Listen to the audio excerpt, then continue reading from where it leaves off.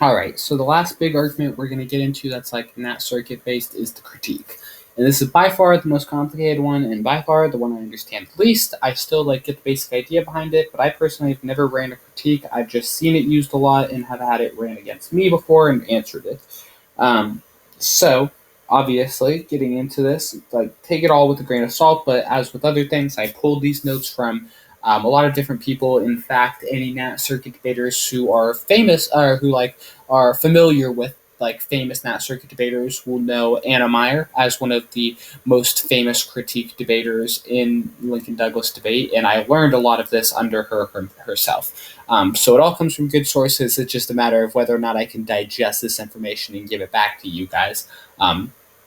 So we will certainly do our best here. But this should be our last big LD video just in general, and we can move on to bigger and better things with our podcasts. But this one will be a bit longer, so we'll get right into it.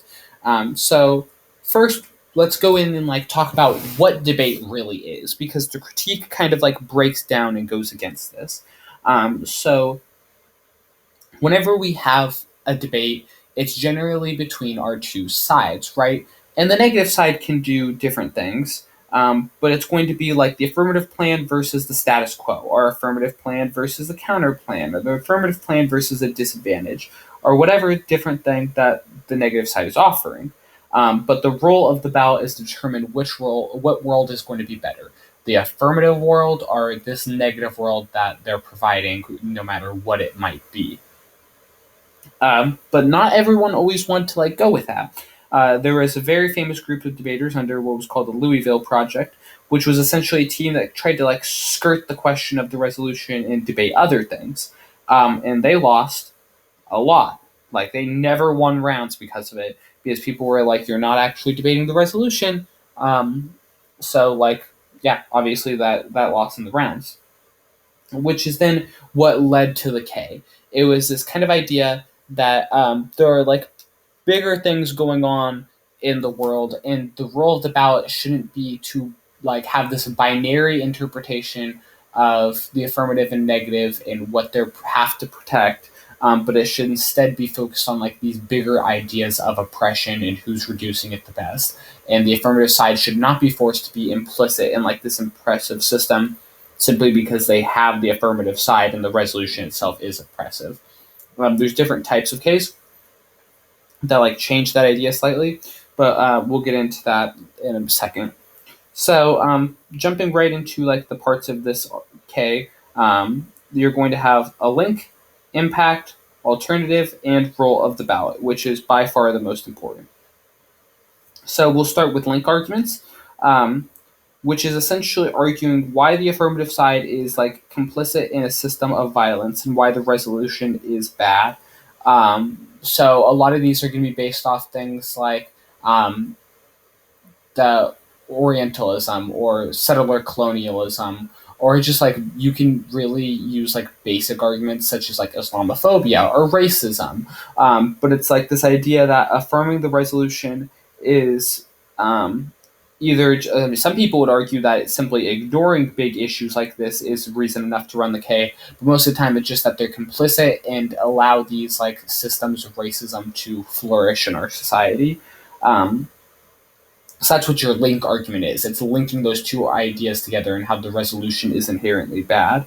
And then your impact is going to be your impact in most other arguments. It describes how going with this resolution harms these groups of people.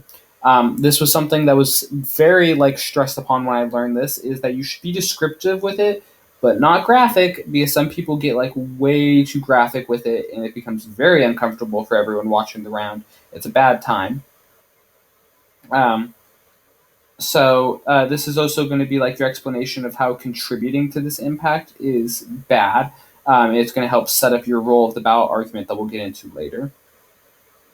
And then you're going to provide an alternative, which is you have two different things generally. You have if you're on the negative side, you can do just simply vote negative alternatives, which is to say that the affirmative side is inherently bad because it furthers the suppression. So you reject the affirmative side and vote to the negative. But you can also have these plan alternatives, where it's like a different strategy that we should endorse in order to help solve these issues. Keep in note that this can be used on the affirmative or the negative side, and we'll get more into the actual like how the affirmative side can do it, because it's very clear that like this type of argument comes more naturally to the negative, which wants to reject the resolution anyway, but it can be done by the affirmative side.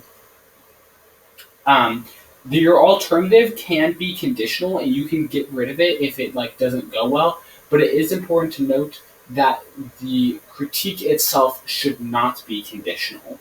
And the reason behind that is it's really immoral to do so. Because if you remember, the whole point of a critique is to say that like these people are oppressed and that we ought to help them. And if your argument is that we should only help these people if it's good for me in the debate round, and if it starts to be like unfavorable, then we should just ignore them.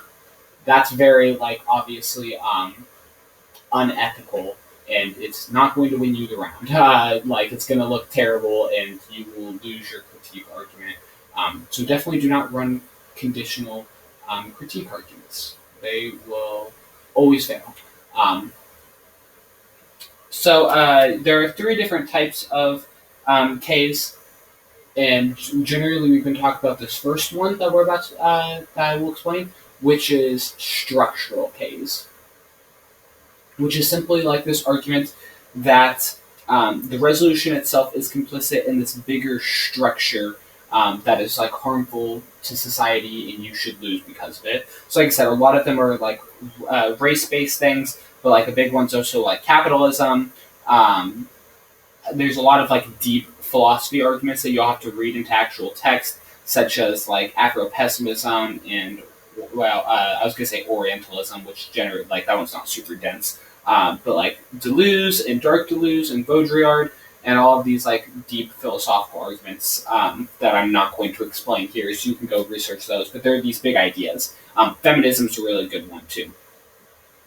So that's what the structural K is. It's essentially it's like it's either helping this like really bad system, or like obviously with feminism, like the argument isn't that it's helping feminism and that's bad. It's like you're harming feminism and like promoting misogyny.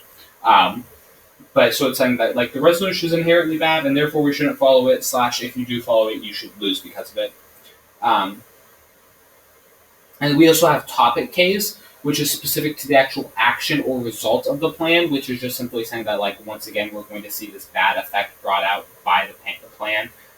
This one is very similar to the structural K, and we don't have too much more to say about it because it's going to be the same type of arguments. The one I definitely want to hit on more is rhetoric Ks, which is more specific to the debater itself and less to the resolution. And most of the time it's simply because, like, they said something bad and you say that they should lose because of it. So, like, cursing it around is a famous one. Misgendering and gendered language in general is one that can get it. Ableist language. Even just sometimes using, like, less politically correct words. Like, I know sometimes, like, even just calling people poor instead of, like, impoverished can do it. My personal favorite is sometimes if you're talking too fast, they'll do that to you. That one is very bizarre to me. But yeah, so that's the rhetoric K. It's essentially like, it's not actually the arguments you're running most of the time. It's just saying that the like words that you're using are bad, which is probably one of the like most common ones. Or not most common ones, but like easiest to understand, because it's like just saying that you're kind of being a bad person and you should get punished because of it. So on that note, we're going to quickly get into answering critiques. There are 6 main ways that we can do this. The first is going to be setting up like framework and like furthering your value and value criterion. And you're going to focus on like why your plan just is good. And you're going to argue that the role of the ballot is a question of desirability of the AF and not these like bigger ideas. Because remember when we talked about role of the ballot, we were saying that it's like they're arguing that the role of the ballot isn't to determine if the affirmative or negative side is good. It's to determine whether or not like you're going to be reducing oppression, because the resolution is bad according to whoever's running the K. So they're going to say that the role of the ballot says that it's not like this binary affirmation or negation. It's just going to be like the best methodology for the oppressed. And that's the only thing that matters. So this is why the affirmative side can also do it too, because they can just be producing like a different methodology for the oppressed instead of the resolution, which is definitely weird because we think that the affirmative side should always have to protect the resolution. And that's also personally why I think that we shouldn't like have the affirmative side run critiques in general. But that is like how people get away with it. Then we so anyway, that was framework. We kind of got like off topic there to clarify the role of the ballot. But the next one is a perm, which is essentially whenever you're going to argue that the negative side or whoever is having the critique run against them can do the alternative as well. This is like the basic argument that we also have under counter plans. So if you remember watching that video, we can use the perm there.